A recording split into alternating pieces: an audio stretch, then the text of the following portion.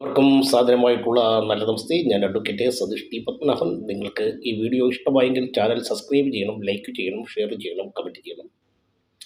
പലരും പലപ്പോഴും ചോദിക്കുന്ന ഒരു ചോദ്യമാണ് പോലീസുകാരിൽ നിന്നും ഉണ്ടാകുന്ന ഉപദ്രവങ്ങൾ.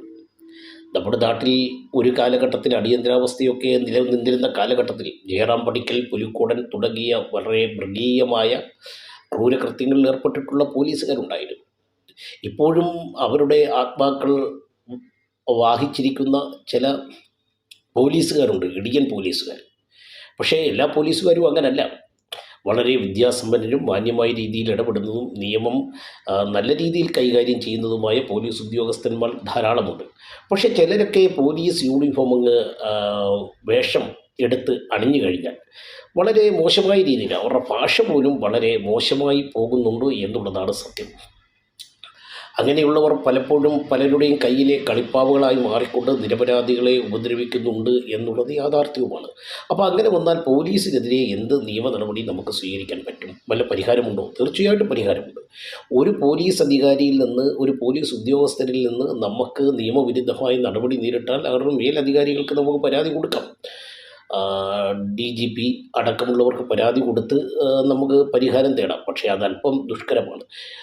അല്ലെങ്കിൽ നമുക്ക് പോലീസ് കംപ്ലയിൻറ്റ് അതോറിറ്റി മുമ്പാകെ പരിഹാരത്തിനായിട്ട് പരാതി കൊടുക്കാം. അതിൽ നമുക്ക് തെളിവുകളൊക്കെ ഹാജരാക്കിയാൽ തീർച്ചയായിട്ടും പോലീസിനെതിരെ ഒരുപാട് നടപടികൾ പോലീസ് കംപ്ലയിൻറ്റ് അതോറിറ്റിയിൽ നിന്ന് ഉണ്ടാകാറുണ്ട്. മൂന്നാമതായിട്ട് പോലീസ് നമുക്കെതിരെ ഒരു കള്ളക്കേസ് ചമയ്ക്കും. നമ്മൾ നിരപരാധിയാണെന്നുള്ള തെളിവുകളൊക്കെ അന്വേഷണ മധ്യേ പോലീസ് ഉദ്യോഗസ്ഥൻ്റെ മുൻപാകെ കൊടുത്തിട്ടും പോലീസ് അത് കണക്കാക്കാതെയാണ് ഈ കള്ളക്കേസ് കോടതിയിൽ കൊടുക്കുന്നു. അത് വിചാരണ നമ്മൾ നേരിടുന്നു, ജാമ്യം എടുക്കുന്നു, അതിൻ്റെ പ്രോസസ്സിലൂടെ എല്ലാം കടന്നു പോകുന്നു. നമ്മുടെ മാന്യത കളങ്കപ്പെടുന്നു. അവസാനം കോടതി നമ്മളെ വെറുതെ വിടുന്നു.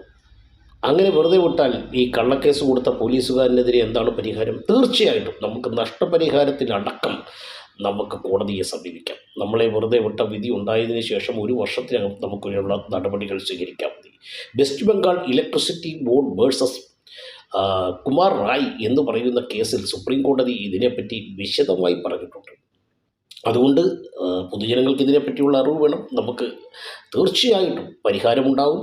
കേരളത്തിൽ തന്നെ ഉദയനൻ്റെ ഇരട്ടിക്കൊലപാതകവുമായി ബന്ധപ്പെട്ട് ഉദയനൻ്റെ അമ്മ നടത്തിയ പോരാട്ടം കേരള നീതിന്യായ ചരിത്രത്തിലെ ഏറ്റവും വലിയ സാക്ഷ്യപത്രമാണ്. പോലീസുകാർക്കെതിരെ നടപടി സ്വീകരിച്ചത്.